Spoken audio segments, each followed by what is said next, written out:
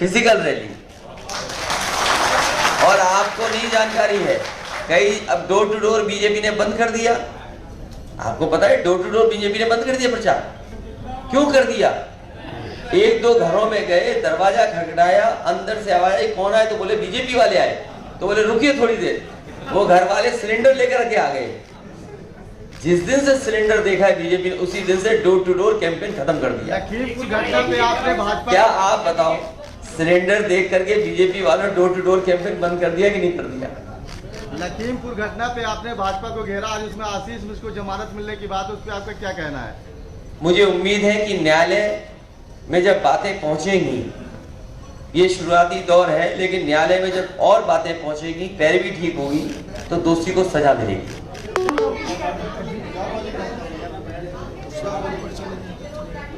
Samajwadi party नफरत की राजनीति के खिलाफ है। किसी तरह का किसी का अपमान होगा, समाजवादी पार्टी कभी स्वीकार नहीं कर सकती। भारतीय जनता पार्टी की रणनीति है, और आप जिस चैनल से भी आए मुझे नहीं पता है, लेकिन मेरी जानकारी मुझे आया है कि जैसी बेंगलोर की घटना हुई, उन्होंने चैनलों से कहा कि खूब दिखाइए इसको, जिससे उत्तर प्रदेश का चुनाव भी प्रभावित हो। लेकिन इस तरह की घटना लोकतंत्र में स्वीकार नहीं होनी चाहिए। सबको अपने बराबर के अधिकार हैं, जो हमारा प्रियम्बल कहता है। हम सोशलिस्ट क्यों हैं, हम सेकुलर क्यों हैं, हम डेमोक्रेटिक क्यों हैं, ये तीनों जो बाबा भीमराव अम्बेडकर जी ने अधिकार दिए हैं, उन अधिकारों को भी खत्म करना चाहती भारतीय जनता पार्टी। मैं ये जानता हूं कि बाबा साहब भीमराव अम्बेडकर जी ने जो ये संविधान दिया है, उसको भी खत्म करने के लिए भारतीय जनता पार्टी तैयार है।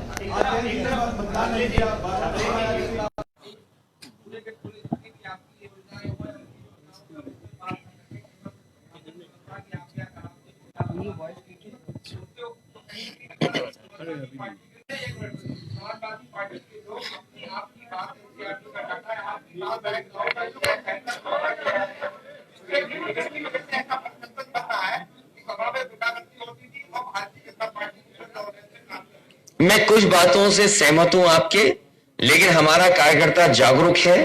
वो लगातार गांव-गांव बता रहा है कि भारतीय जनता पार्टी की सरकार में आईपीएस फरार है, आईपीएस फरार है इनकी सरकार में। और जिस दिन से हमारी पार्टी और हमारे कार्यकर्ताओं ने 25,000 इनामी माफिया उसको क्रिकेट खेलते हुए का वीडियो आगे बढ़ाया, वो माफिया दोबारा क्रिकेट नहीं खेल पा रहे। आपको याद होगा। तो ये समाजवादी पार्टी के कार्यकर्ता लगातार बता रहे हैं, लेकिन आईपीएस फरार ये भारतीय जनता पार्टी क्यों नहीं बता रही है? एक आईपीएस दूसरे आईपीएस में भ्रष्टाचार का आरोप लगाता है। अगर उन्हें मौका मिला होता, हम लोग वीडियो नहीं चलाते, तो हो सकता है ये अधिकारी अंपायरिंग करने आ गए होते। एक अधिकारी का बॉल उठाने जा रहा होता।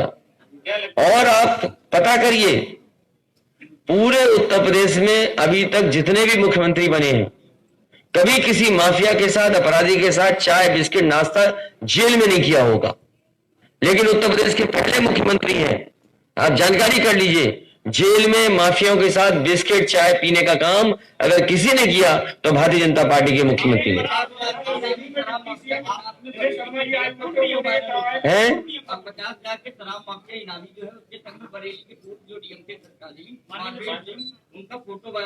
तो हम मुझे पहले क्यों नहीं दिया?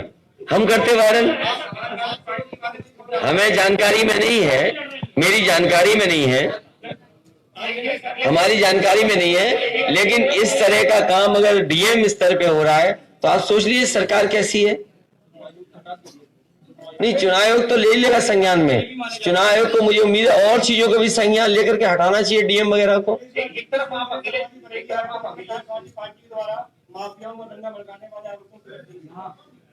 देखिए, भारतीय जनता पार्टी का आरोप क्या है, लेकिन वो जब आईना देखते होंगे तो उन्हें पता लगता होगा कि सबसे ज्यादा अपराधी वाले मामले हैं उन्हीं की पार्टी के लोग हैं। मैंने एक दिन कहा कि इनके 99 लोग हैं, लेकिन अब जानकारी आई है कि जो प्रत्याशी इन्होंने घोषित किए हैं वो सेंचुरी मार चुकी है लिस्ट इनकी। सबसे ज्यादा आपराधिक मामले के प्रत्याशी अगर किसी पार्टी में है तो भारतीय जनता पार्टी में है।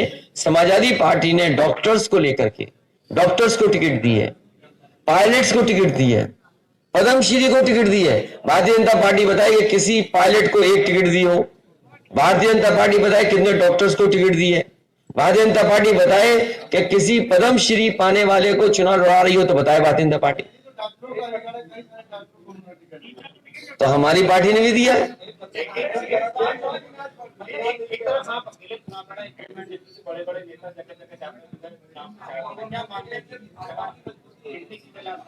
देखिए, डेमोक्रेसी में जनता देखती है, जनता चुनती है। जनता ने देखा कि 3 कानून लाए गए, काले कानून, महीनों किसान आंदोलन करता रहा, 700 से ज्यादा किसान शहीद हो गए, कानून वापस नहीं हुए। लेकिन जैसे ही उत्तर प्रदेश का और पंजाब का चुनाव आया, इन्होंने केस वापस ले लिए, मुकदमे वापस ले लिए, साथ साथ कानून वापस ले लिए। तो ये वापस हुए हैं। किसान ये जानता है कि इन्हें सत्ता मिल गई तो घुमा फिरा के कोई ना कोई कानून फिर ले आएंगे।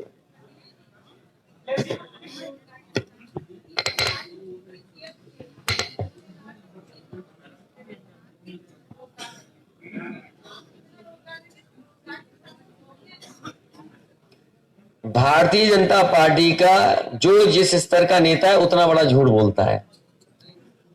अगर 3 करोड़ लोगों को रोजगार मिला होगा तो बरेली का भी तो नंबर आएगा ना कहीं।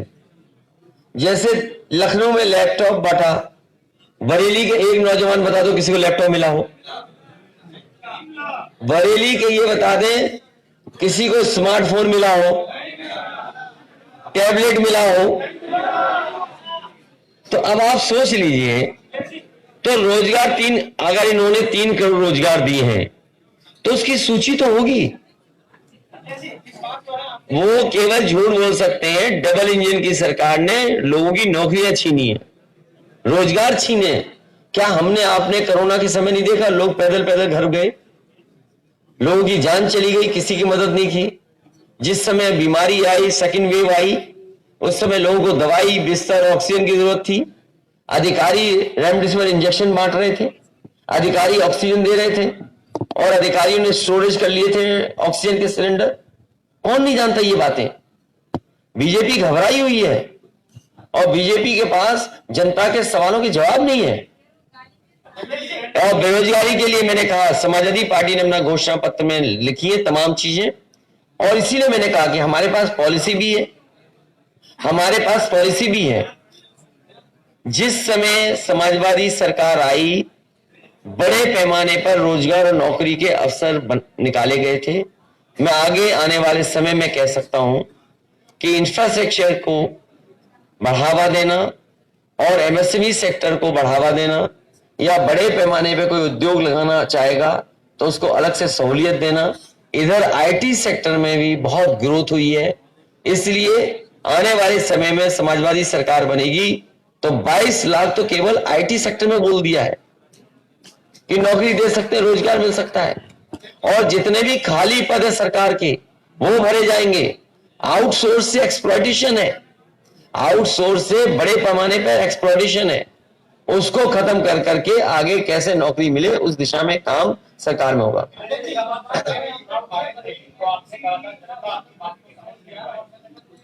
अरे क्यों ऐसी बातें कह रहा हूं? हम जातिवादी लोग नहीं है, ये सब समाजवादी लोग हैं। जिस वर्ग के बारे में कहते हो, लोहिया जी को अगर पढ़ लोगे तो आप कहोगे कि लोहिया जी के वो उनका चुनाव के बारे में पढ़ लोगे तो कहा था कि सबसे ज्यादा समाजवादी कोई लोग हैं तो ये वर्ग है। अरे ये आप झगड़ा मत करो, हमारा ठीक है सब मामला है? वो बात हो चुकी है। और बताओ, मैंने आपसे कहा कि सांसद कूटे गए, विधायक पिटे, गांव में नहीं घुस पा रहे हैं, जनता इनका तिरस्कार कर रही है, वापस भेज रही है, और गठबंधन के पक्ष में माहौल है, हवा है। 400 सीटें भी गठबंधन जीत सकता है। आज भी सड़कों पर 100 नंबर समाजवादियों की दिखाई दे रही है, एम्बुलेंस भी समाजवादियों की दिखाई दे रही है।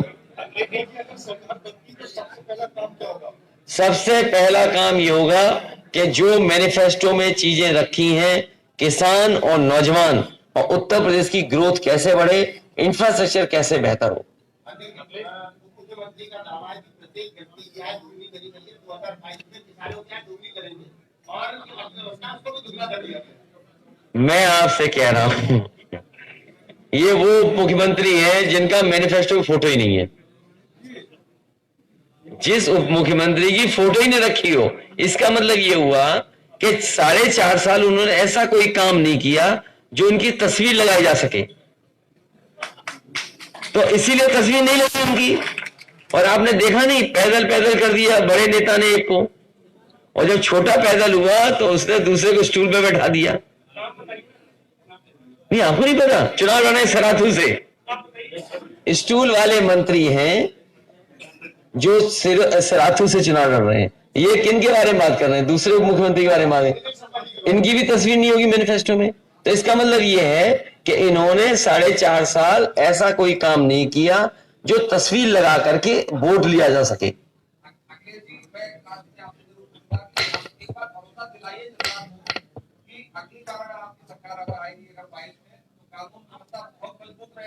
और किसी भी आदमी के साथ, किसी जाति धर्म के साथ, किसी भी बिरादरी के साथ न्याय नहीं होगा।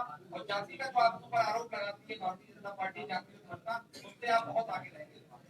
देखिए, मैं आपको भरोसा दिला सकता हूं कि समाजवादी पार्टी किसी तरह का भेदभाव नहीं करेगी। हर वर्ग का सम्मान होगा। और जहां तक कानून व्यवस्था को लेकर के सवाल खड़े होते हैं, ये भारतीय जनता पार्टी का प्रचार है। उसके बावजूद भी मैं ये कहना चाहता हूं, जिन लोगों को भी कानून तोड़ना है वो समाजवादी पार्टी को वोट ना दें। जो लोग भी कानून तोड़ना चाहते हैं वो समाजवादी पार्टी को वोट ना दें। और साथ ही साथ मैं भरोसा दिलाता हूं, अभी रुक जाओ, साथ ही साथ मैं भरोसा दिलाना चाहता हूं, आप किसी पुलिस के अधिकारी से, और जो पुलिस विभाग को ठीक से समझता है वो जानता होगा कि उत्तर प्रदेश के लिए सबसे बड़ा बदलाव वो जो डायल 100 जो 112 थी वो किया था समाजवादी सरकार ने। अभी 15 मिनट में 20 मिनट में पहुंचती है गाड़ी। हमें अगर गाड़ी की संख्या भी बढ़ानी पड़ी तो संख्या बढ़ा करके इसमें कम से कम ऐसा करेंगे जो रिस्पांस टाइम कम हो जाए, कम समय में पहुंच जाए। एक और दूसरा, हमारी बहनों के साथ उनकी शिक्षा को लेकर के, उनके स्वास्थ्य को लेकर के और उनकी सुरक्षा को लेकर के अगर कोई ठोस कदम उठाना पड़ेगा उठाएंगे। मुझे याद है कि 1090 जब महिलाओं की सुरक्षा को लेकर के योजना चलाई थी तो उस समय सुप्रीम कोर्ट ने भी तारीफ की थी कि प्रदेश के पास ये बेहतरीन सुविधा है, ये और प्रदेशों को भी चलाना चाहिए। मैं आपको भरोसा दिलाता हूं किसी तरह का भेदभाव नहीं होगा। पहले यहां पर अगम मौर्य बैठे थे, अब कश्यप बैठे, निषाद बैठे। इसी तरह आप देखोगे हमारी पार्टी में सब मिलकर के जोड़ करके चलेंगे। अभी प्रत्याशी वो बैठे हैं, कहीं व्यापारी को असुविधा हो तो बताएं हमें। राजेश नहीं, वो इसीलिए व्यापारी बोल रहा हूं ना, मैं अभी जाति नहीं बोल रहा हूं, नहीं तो इलेक्शन कमीशन कहेगा जात पे वोट मांग रहा हूं। अरे तुम्हें लोहिया जी को पढ़ना चाहिए। जब दोबारा चुनाव जीते थे लोहिया जी, उन्होंने क्या कहा था कि ये समाजवादी लोग हैं। मैं आपसे कह रहा हूं बरेलियो, पहले अगम मौर्य थे, अब निषाद कश्यप बैठ गए हमारे बगल में, तोमर साहब बैठे देखिए। और तोमर साहब ने जब भी कुछ बरेली के लिए कहा, हमने किया कि नहीं किया, पूछिए आप।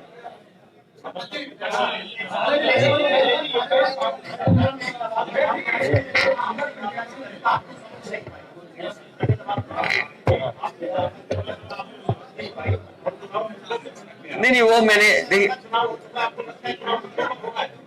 इस बार देखिए भारतीय जनता पार्टी किस दिशा में चुनाव ले जा रही है आप सब लोग जानते हैं। उस बहस में हम नहीं पढ़ना चाहते हैं, लेकिन मैं ये कह सकता हूं इस बार कि इस बार जनता अपनी परेशानियों को लेकर के, क्योंकि भारतीय जनता पार्टी ने किल्लत जिल्लत के अलावा कुछ नहीं दिया, इसलिए और किसान खासकर अपना गन्ने का भुगतान हो और किसी फसल का एमएसपी नहीं दे पाए।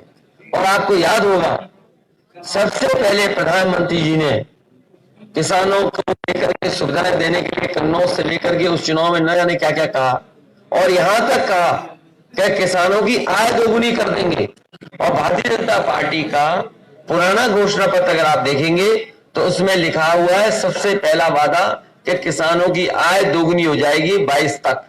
आप बताइए 22 आ गई, कहां किसानों की आय दोगुनी हुई? और कोरोना और नए कौन से सपने दिखाए थे? आप डिजिटल इंडिया वाला जानते हो सपना? Make in India, digital India, जाने कौन सा स्टार्टअप इंडिया है, कहां वो सब?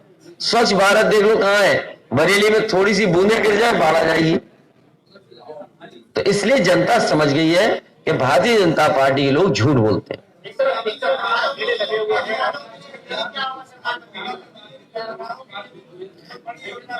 समाजवादी पार्टी ने मैं अपने सभी पत्रकार साथियों से कहूंगा कि समाजवादी पार्टी का मैनिफेस्टो पढ़ें, उसमें पत्रकारों के लिए सुविधाएं दी हैं, और खासकर जो हमारे नए पत्रकार हैं, मोबाइल पत्रकार, पोर्टल वाले, इनकी भी मदद पॉलिसी के माध्यम से की जाएगी। और इसलिए जरूरी है कि बजट इन तक पहुंचता ही नहीं है। हालांकि बरेली वाले नहीं बात समझेंगे, लखनऊ वाले समझ जाते हैं। पूरा बजट बड़े चैनल ले जाते हैं, इनको कोई नहीं पूछ रहा, पोर्टल वालों को।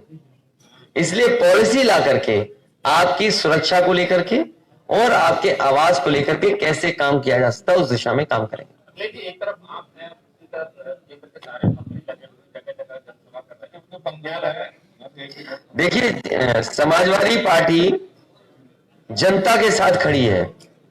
समाजवादी पार्टी जनता के साथ खड़ी है। ये बदलाव जनता चाहती है, हम जनता के साथ खड़े हैं। ये चुनाव जनता लड़ रही है, और अगर जनता नहीं लड़ रही होती तो बताओ, इनकी रैली फेल, थैली फेल। बीजेपी की रैली भी फेल होगी, थैली भी फेल होगी इस बार, क्योंकि जनता चुनाव लड़ रही है।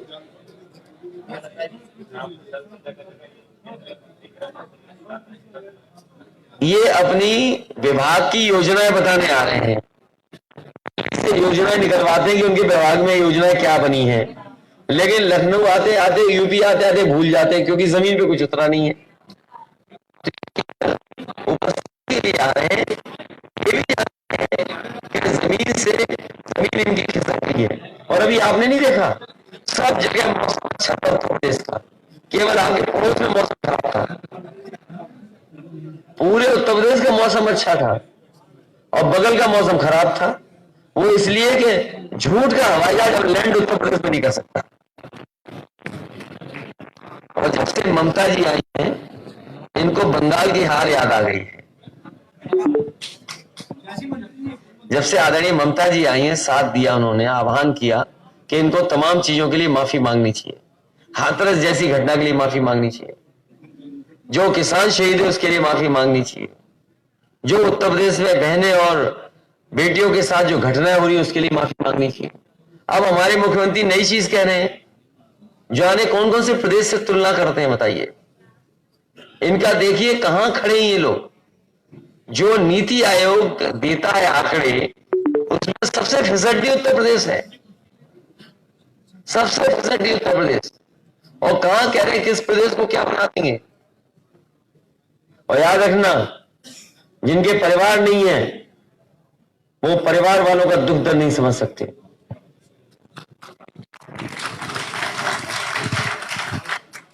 जी एक बात चल रही है, काफी कवरेज करते हैं, आप बरेली आए हुए, तो हम भी आपके साथ साथ बरेली आए हैं। मैं बहुत धन्यवाद देता हूं आपका। बात बाकी वो बिजली विभाग का जो मामला है, आपने बिजली 300 यूनिट देने की घोषणा की है, लेकिन ग्रामीण क्षेत्रों में महिलाएं जो है जब उनसे वार्ता करते हैं तो वो कहती है अखिलेश ने जो काम तो बहुत सही कर दूंगा, वो थोड़ा कम करना है, लेकिन जो बिजली का पुराने बिल है वो अगर माफ करने की घोषणा करते हैं तो बहुत अच्छी बात है। देखिए, अभी उस पर मत जाइए, पहले हमें सरकार बना लेने दो, और हम क्या सुविधाएं और दे सकते हैं, क्योंकि आपके सामने आ रहे हैं, कोई कुछ कह रहा है, कोई कुछ कह रहा है, लेकिन भरोसा जनता को समाजवादियों पर है, क्योंकि नेताजी से लेकर के अभी तक अगर कोई वादा जनता के बीच में किया होगा तो उसको समय आने पर पूरा किया है। तो ये कथनी करनी में जरा हमारी पार्टी के प्रति भरोसा है जनता को। अभी कुछ नहीं कह सकते हैं, लेकिन अपनी माताओं के लिए, जो गरीब हैं उनके लिए विशेष योजना हम लोग लेकर के आए हैं। पहले समाजवादी पेंशन देते थे 500 रुपया महीना, अब उनको 3 गुना कर करके साल का 18,000 रुपया समाजवादी सरकार में उन गरीब महिलाओं को, माता बहनों को मदद करने का काम। नहीं, सही बात नहीं बता रहे आप सही बात नहीं बता रहे। ये समस्या हमारी आपकी सबकी है, आपकी और हमारी सबकी समस्या वही है, सांड वाली। पत्रकार साथी गवर्नेंस के लिए तो कहीं ना कहीं जो कमी है, योजना में जो कमियां हैं, उस योजना को ठीक से बनाना चाहिए था। जो कमियां उसको दूर करेंगे और कम से कम किसानों की खेती बचाएंगे। भारतीय जनता पार्टी का सफाया पहले चरण में ही जनता ने कर दिया है, पूरा सफाया हो गया इस बार। और मुझसे बेहतर आप जानते होंगे, जो परिणाम 10 मार्च को आना था, कोई वो परिणाम दे दिया।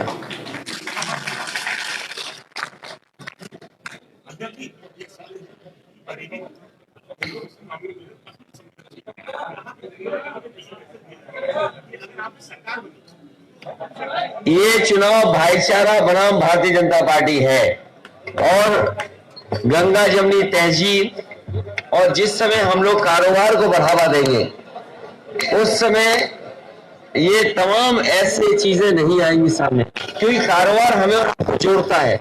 अगर कोई एक कारोबार करता है तो उससे न जाने कितने धर्म जाति के लोग जुड़े रहते हैं, इसलिए काम और कारोबार हमें जोड़ता है। हमारी पार्टी का फोकस काम और कारोबार रहेगा, जिससे इस तरह की बातों में ना उलझे हम लोग। मैं अपने प्रेस के लोगों का बहुत बहुत धन्यवाद देना चाहता हूं। मुझे उम्मीद है खूब चलाएंगे आप। यही खड़ा के सुना दे यार।